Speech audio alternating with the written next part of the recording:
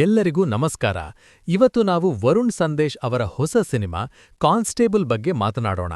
ಈ ಸಿನಿಮಾ ಈಗ ETV ವಿನ್ನಲ್ಲಿ streaming ಆಗುತ್ತಿದೆ. ಈ ಸಿನಿಮಾದ ಕಥೆ ಶಂಕರಪಳ್ಳಿ ಎನ್ನುವ ಊರಿನಲ್ಲಿ ನಡೆಯುತ್ತದೆ. ಅಲ್ಲಿ ಸಾಲು ಸಾಲು ಕೊಲೆಗಳಾಗುತ್ತಿರುತ್ತವೆ. ಯಾರು ಈ ಕೊಲೆ ಮಾಡುತ್ತಿದ್ದಾರೆ ಎಂದು ತಿಳಿಯಲು ಹೀರೋ ಕಾನ್ಸ್ಟೇಬಲ್ ಆಗಿ ಪ್ರಯತ್ನಿಸುತ್ತಾರೆ. ಸಿನಿಮಾದ ಮಧ್ಯಭಾಗದಲ್ಲಿ ಬರುವ ಸುಮಾರು 40 ನಿಮಿಷಗಳ ಇನ್ವೆಸ್ಟಿಗೇಷನ್ ದೃಶ್ಯಗಳು ಕುತೂಹಲಕಾರಿಯಾಗಿವೆ. ವರುಣ್ ಸಂದೇಶ್ ಅವರು ತಮ್ಮ ಪಾತ್ರಕ್ಕೆ ನ್ಯಾಯ ಸಲ್ಲಿಸಿದ್ದಾರೆ.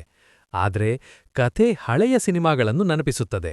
ವಿಶೇಷವಾಗಿ ರಾಕ್ಷಸನ್ ಸಿನಿಮಾದ ಪ್ರಭಾವ ಇಲ್ಲಿ ಕಾಣಿಸುತ್ತದೆ. ಸಿನಿಮಾದ ಮೇಕಿಂಗ್ ಟಿವಿ ಸೀರಿಯಲ್ನಂತೆ ಅನಿಸುತ್ತದೆ. ಹಾಡುಗಳು ಮತ್ತು ಕಾಮಿಡಿ ದೃಶ್ಯಗಳು ಅಷ್ಟೇನು ಚೆನ್ನಾಗಿಲ್ಲ ಮತ್ತು ಸಿನಿಮಾಗೆ ಬೇಕಿರಲಿಲ್ಲ ಎಂದು ಅನಿಸುತ್ತದೆ. ಸಿನಿಮಾದಲ್ಲಿ ಲಾಜಿಕ್ ಕಡಿಮೆ ಇದೆ. ಇದು ಒಂದು ಸಾಧಾರಣ ಸಿನಿಮಾ.